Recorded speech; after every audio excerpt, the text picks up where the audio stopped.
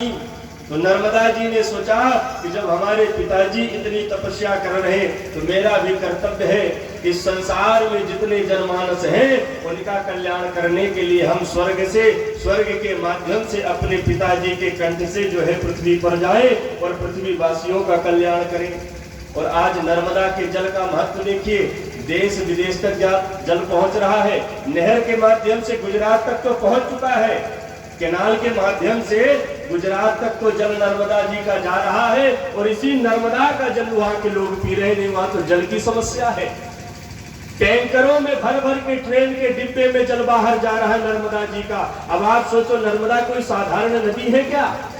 वो तो साक्षात जगत जननी है, इस जगत को पालने वाली। और जो नर्मदा के किनारे बसे हुए हैं वो तो बड़े सौभाग्यशाली हैं। नर्मदा के किनारे जन्म मिलना ही बड़ी बात है, नर्मदा के किनारे रहना भाग्य की बात है। और नर्मदा का प्रतिदिन दर्शन करने वाला तो परम सौभाग्यशाली होता है महाराज। लेकिन नर्मदा के प्रभास क्षेत्र में ही अगर व्यक्ति बस गया है और नर्मदा का दिन भर में एक बार भी स्मरण करता है तो दिन भर के उसके पाप तत्काल नष्ट हो जाते हैं। और अगर 3 टाइम नर्मदा जी का दर्शन कर ले, पूजन कर ले, तो उसको त्रिलोक में कुछ भी असंभव नहीं है। फिर तो ऐसा है, जो इच्छा करे हो मन माही, राम कृपा कुछ दुर्लभ नहीं। तुम्हारे मन की कल्पना पूरी हो जाएगी महाराज, ऐसी है नर्मदा जी। इसलिए नर्मदा कोई साधारण नदी नहीं समझना है।